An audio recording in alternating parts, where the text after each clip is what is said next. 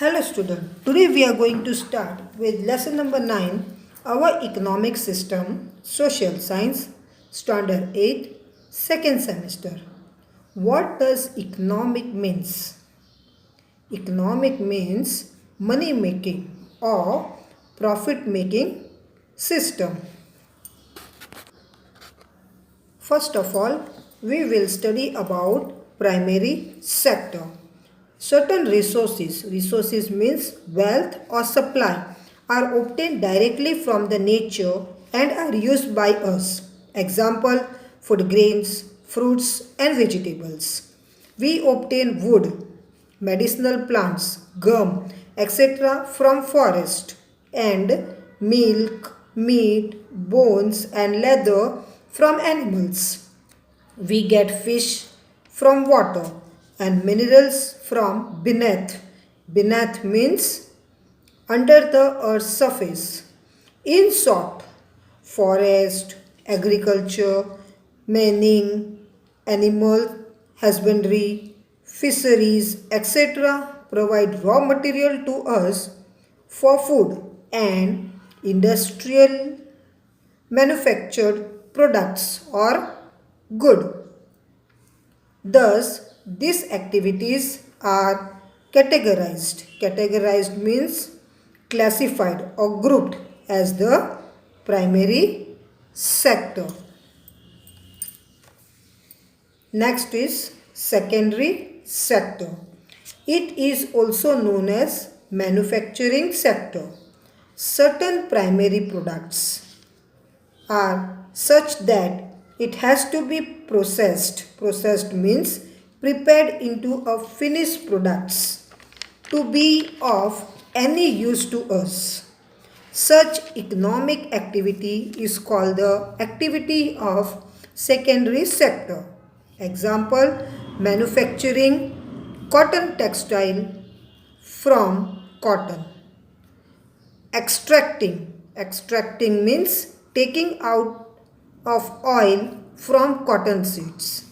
Making jaggery and sugar from sugarcane. Making bricks from soil, etc. Small and large scale industries manufacturing machineries, means of transport, means of communication, electrical equipments, consumer goods, chemicals and dyes, clothes, defense equipments means protecting tools, etc. are a part of the secondary sector. That's why it is also known as the industrial sector.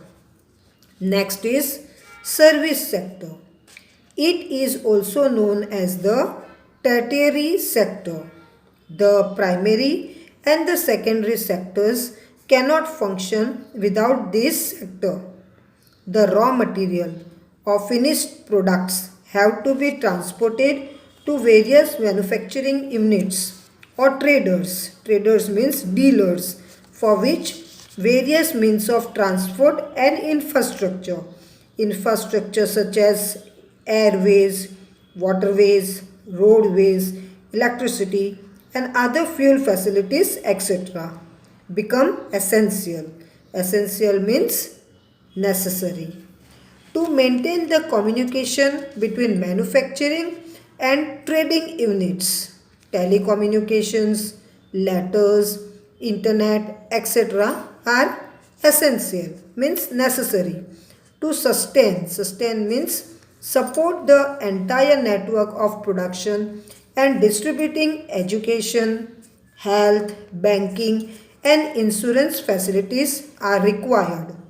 In the modern times, ATM, call center, software designing, etc. have become very important services. Read the table given below, think and write. How to do account the value of goods and services of various sectors and also calculate. Calculate means work out the total production. Now, a farmer sells wheat at the rate of rupees 15 per kg to a flour mill. There, it is turned into flour and sold to a biscuit making company for rupees 20 per kg. The biscuit making company mixes sugar, ghee and other things with the flour and makes 4 big packets of biscuits. It is sold in the market for rupees 80, that is rupees 20 per packet. This biscuit is the end product which reaches the consumers. The economic activities are also classified on the basis of ownership. Number 1, government ownership. The industries which are owned by the government and are run under the policies of the government are the public sector industries. For example, Bhilai Steel Plant, Bharat Heavy Electricals Limited, that is BHEL, Oil and Natural Gas Corporation, that is ONGC, etc. Number 2, private ownership. The industries which are owned and run by private owners are termed as private sector units. For example, Tata Iron and Steel Company Limited, that is TISCO, Reliance, Torrent, Cadila, etc. Number 3, joint sector. There are certain limitations to private sector units. Generally, we find less dedication and commitment towards work in public sector unit. To control this and to generate sufficient amount of required capital, the private sector units are asked to join the public sector units. This is known as the joint sector. In this, the government enjoys a greater control. Number 4, cooperative sector. There are many people in the country who are not economically very sound. They are not in the condition to start their own small or cottage industry. Such people make a cooperative society, that is group, where they undertake the manufacturing and selling process. The units that are started with cooperation of a group of people are known as cooperative sector units. For example, dairy, sugar mills, etc. Now there is a classification of economic activities into organized and unorganized sector. First of all, we will study about Kanta. Kanta works in an office from 9:30 a.m. to 5:30 p.m. She gets the salary at the end of every month regularly. Apart from salary, she is eligible. Eligible means qualified or fit for the benefits of pension and PPF. PPF is Public Provident Fund. She also receives medical allowance. Allowance means payment and other allowances too. Kanta gets the salary for Sunday too, which is a holiday for her. She has been given the appointment letter which states the rules and regulations for job. Thus, Kanta works in an organized sector. Next, we will study about Kamal. Kamal is the neighbor of Kanta. He works on daily wages in a grocery shop. He goes to the shop in the morning at 8 and works till 9 in the evening. He does not get any allowance, that is payment, apart from the daily wages. He is not paid for the days he does not go to work. He does not get any paid holiday.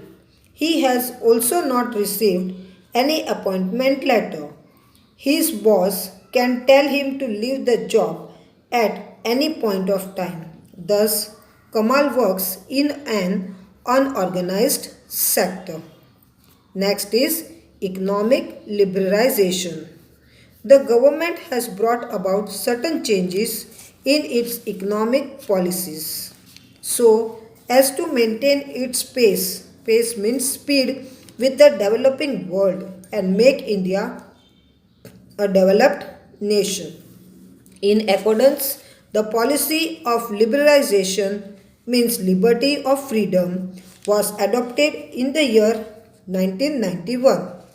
According to the policy, certain regulations related to manufacturing and trade and commerce were removed.